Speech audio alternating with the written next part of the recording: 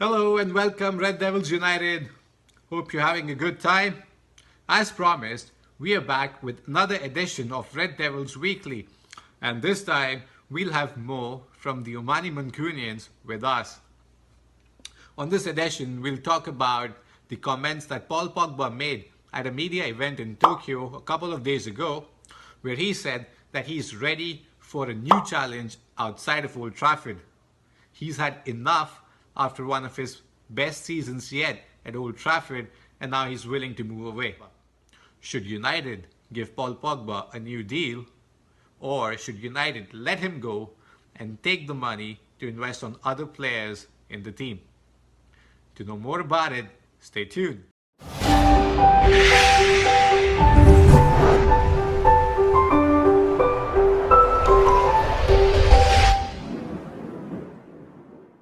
Well, Paul Pogba is out with his comments in media in Japan, where he said that he wants a fresh new challenge outside of Old Trafford. So, Mo, what do you think about Pogba's comments, given the timing of his remarks, especially with Mino Raiola's ban being lifted by FIFA? What do you have to say about that? Well, first of all, I'll say that perhaps I'm not surprised about his comments. I'm more disappointed at what he said and the way that he's handled it, especially speaking about it to the Tokyo reporters, so far away from the center of the spotlight and all. And at this time, we're just recovering from one of our worst seasons in recent times potentially. And like for him to come out and say something like that, I don't think it was spur of the moment or random. I think it was also planned, and I think the timing of it as well, in relation to Mino Raiola's lifting of the ban that he had recently, is not a coincidence either. His comments were essentially, I've had good times here, some bad times, like everybody, like everywhere else. For me personally, I think I've had a good season. And he's saying also that he thinks that it could be a good time for him to have a fresh new challenge somewhere else. Personally, and we've spoken about this before, my thoughts on this matter are there is no bigger player than the club. No matter what club it is, Manchester United, any other club, in the Premier League, anywhere else, no player should be bigger than the football club itself. And once that happens, and once a player puts himself in a position where it's untenable, and he doesn't want to stay in the club anymore, then he should be moved on for the right price. And that's what we should be looking at doing, provided he doesn't want to be part of the football club anymore. Now, one thing I will say in relation to his comments, and I'll throw this question back at you, Ashish. Has this challenge been a successful one for him to be pursuing a new challenge elsewhere? Has this challenge been a successful one? Because a player of his caliber, world class, he's branded as, should be looking to go and fulfill a challenge and be successful at it before moving on to other new pastures. Has this been successful anyway, at his 3 years in Manchester United, for him to be pursuing a challenge somewhere else? Well, that's an excellent question, Mo. And as soon as you put that question up, I got this thought in mind when Pogba joined United. When he signed for United, we had this, amazing social media presence. So we were coming out with videos left, right, and center announcing Pogba signing. And one remark that Pogba made, he's come back to finish some unfinished business for United, because he'd left under unceremonious circumstances, either not getting first team chances because Paul Scholes was brought back into the first team fold, and he wanted to pursue his football elsewhere, where be a regular in the team. Now, looking back to 2016, it was Paul Pogba's first season with us, where he was very happy to sign for United. And I think more than the money, it was the fact that he really wanted to play for the and prove that he is the talismanic player that people make him to be, and that he has the talent and the creativity and the flair to produce amazing results on the pitch. But after that season got over, where we won the Europa League, and he branded Jose Mourinho as one of the best managers, things started going downhill between him and Mourinho. And instead of playing for United, I think he started playing for himself. Mourinho and Paul Pogba made things about themselves rather than for the club. And that's where it all started going downhill. And now when we look to the present, where Paul Pogba arguably had his own best season, when Manchester United, had one of their worst performances for the last, 6 years. Again, he's made this about himself and not the club. I mean, there's no bigger challenge than taking a club to its heights that's been used to. We're not used to finishing sixth, every year. We're not used to challenging for the fourth spot every year. We're used to challenging for trophies. And right now, we're in a bad spot. We're finishing sixth. We are being beaten by teams like Everton, Wolves, Watford. I mean, that's the challenge. How do you rise up in a team of mediocre players around you and bring out your real talent and show Absolutely. the world, you're the great player that you know? No, absolutely. I agree with you 100%. And you hit the nail on the head there with the prospect of bringing United back to its glory days. This is one of the most enticing, if not the most enticing project right now in world football. The challenge of taking a club that isn't performing anywhere near the heights that it reached in previous years and bringing it back to challenging domestically and on continentally and also globally, we compare that with if he leaves, of course, he goes to, for example, Real Madrid or Juventus.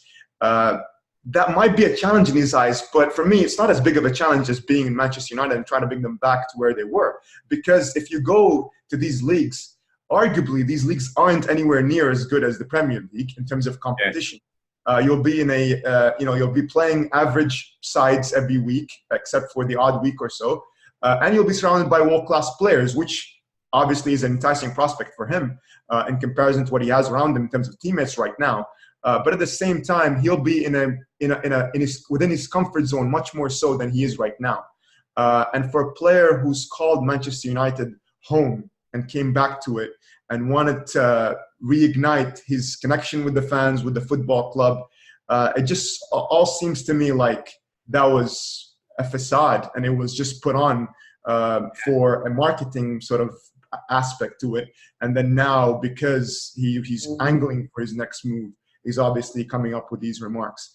Now, to not dwell on this matter anymore, we'll see obviously how this sort of story develops over the next coming weeks and until the transfer window closes.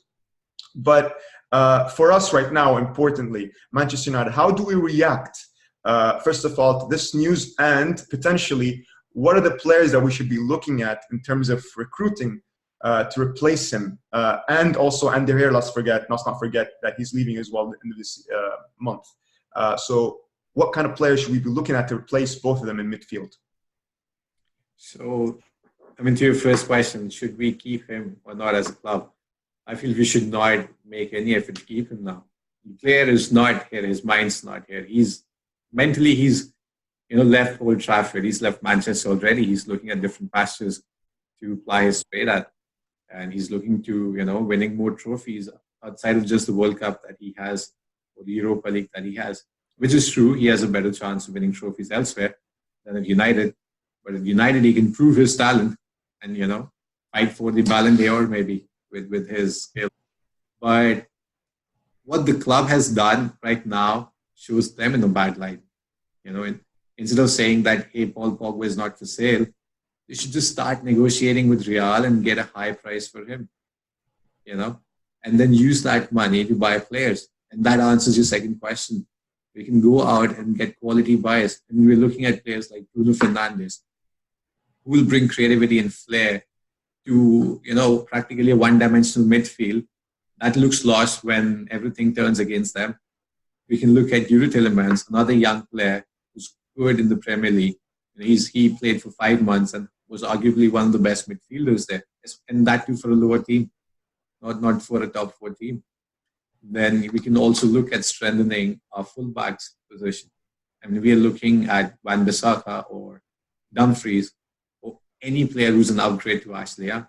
We can easily bring players into those positions that we are so terribly lacking in. And this is what United should do instead of offering him higher wages. As some of these sources are saying that he's been offered 500 grand a week. United. That's crazy. That's ludicrous.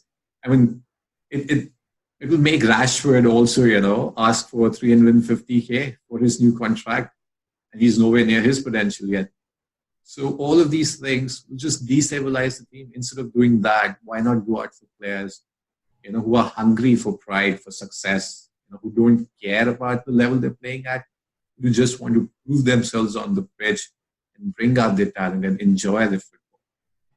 I mean, we were just talking about this, like, what was it, like a couple of weeks ago, and saying that the fact that we had Alexis Sanchez on 400k a week was destabilizing the football club. And now there's talk of us offering that and more to Paul Pogba to try to convince a player who doesn't want to be here by all, intents and purposes, to stay for a longer period and just almost like delay the inevitable, so to speak. Now, you've touched on, us letting him go. Maybe saying he's not for sale is one of the tactics that clubs use nowadays to try to, entice the club that is offering the amount of money to even, come back with a bigger offer. And so that could be a strategy that United are using. But having said that, we're also hearing reports that, Crystal Palace, for example, are asking for £50 million for Aaron Wan-Bissaka, and we're refusing to pay that. We're offering them 35 million pounds and 15 million pounds in add-ons, and we're almost like penny shopping at this current moment. The same thing with Yuri Telemans. There's been reports that we've been offered him before even Leicester had a chance of signing him off of Monaco, and we've passed on the offer of buying him because we're looking at targets elsewhere. I don't know what sort of truth or element of certainty are in those reports. But then again, it's kind of concerning when you think about the potential that we have there to sign players who could be there for the next decade at least. If you look at players like Yuri Telemans and Wan-Bissaka, they can be part of the squad for a long time to come. Yeah. And so we should be making those strides. Are those signings, I mean, in terms of Wan-Bissaka, should we just go and splash the cash and give Palace the 50 million pounds and just get it over with, and we move on to other targets, because we don't have enough time, I suppose, in this summer to be focusing and stalling over this one deal, so to speak. Yeah, I mean, we just got 3 more weeks or 4 more weeks to go for the preseason tour, and still don't have all of our targets in the bag. We just have Daniel James, who may not be a regular starter next season, and we're looking at 2 releases from the squad, especially Paul Pogba and Romelu Lukaku. I mean, there'll be big voids to fill in, especially. So we should not waste, time on haggling for like £5 million or something. I mean, we were willing to pay £40 million to Crystal Palace for Wan-Bissaka, and then our next offer was £35 million cash and then £15 million add-on. I mean, you could have stuck with £40 million and just given £10 million of add-ons. That's what Crystal Palace is looking for: more upfront cash, a little less of bonuses. Why not? If you want a right back who's young, who has potential, who's good at defending, who's better than Ashley Young, at least, you just go out and get him. And if Crystal Palace is not willing to sell, then there are other options in the market. And our scouts have given the option of Denzel Dumfries from PSV, who's had a stellar season with them and with the Dutch squad. He is physical, he's talented, he's quick, and he'll cost less than Wan-Bissaka. Instead of wasting time here, we should go out and look at other targets and start that negotiation. And the same thing was happening with Harry Maguire as well, where certain reports said that United and Leicester made underhand, an under-table deal that if United bids for Harry Maguire, they won't go for Yuri Telemans. I don't know if that information is true or not, but it just shows how far back we have fallen. A big club doesn't do that. They say, we'll take your player and we'll also take Yuri Telemans because we are Manchester United. We'll give you the money and we'll get that player. This is what we should be doing. Instead, Ed Woodward, again, he's not showing any signs of promise in the transfer market. So we should not haggle. We should just go out, get our targets. If we can't get A, get B, and get going with the preseason. Decisiveness. I think that's the key word here. And I think, you know, when you look at the potential players that are coming into England, into the Premier League, especially this season, I think we're past that point of saying that, you know, this player will join us just because we're Manchester United. We've come to the realization and acceptance almost that we're hoping that the player looks at United as the project and as a club with a massive fan base and a group of supporters. And there is a potential here for greatness. Thing before we wrap up this show, I'll just say, you know, last thing, I'll throw this at you. If Paul Pogba was to come out in the next few weeks and say that he's reconsidering his statements, he might stay at the club, he's still waiting on a contract, and he's still negotiating terms with the club. Maybe this was all a stunt because he wants to, you know, sort of force the club's hands to buying better players around them, give him a bigger contract. Would you keep him, or would you think that it's time to sell and you know, get rid? Oh, that's an interesting question, because we've had, you know, such a situation in the past with Cristiano Ronaldo and Wayne Rooney. But then we had Sir Alex Ferguson as the coach. He's a master tactician. You know, nobody plays mind games better than him. And he was able to quell that sort of a rebellion within the squad. But we have, you know, an inexperienced manager in Ole Gunnar Solskjaer. And I would still say after 6 years, an inexperienced CEO in Ed Woodward, they cannot control the players. If a play or a ploy in Pogba's part to get in more, you know, better players around him, I don't think it will work with United, because we aren't showing that sort of an urgency to get good players in the first place. So I don't think we should keep Paul Pogba. Yeah, ultimately that's my fear. You know, like even if we do keep him on and give him a bigger and more improved contract to keep him on for like 2 or 3 more years, my fear is that we're delaying the inevitable with him, and that at some point he's going to try to force a move away from the club. And my thinking about it is that we've seen better players leave, and we've moved on, and we've cut our losses, and we've almost, like, you know, sort of got the club back to a position where we are building into the future, and we're trying to bring in players who want to be part of this football club long term. And so with that, I know Ashish started this video and he introduced it. I'll wrap it up so that we can have that synergy. And so thank you guys for watching. We'll be back next week with another installment of Transfer Roundup on Red Devils Weekly. And so please subscribe to both our channels, and hit us up on social media if you have any questions, concerns, questions, any suggestions for us to include in our next videos. And thank you so much, guys, for watching. We'll see you guys soon.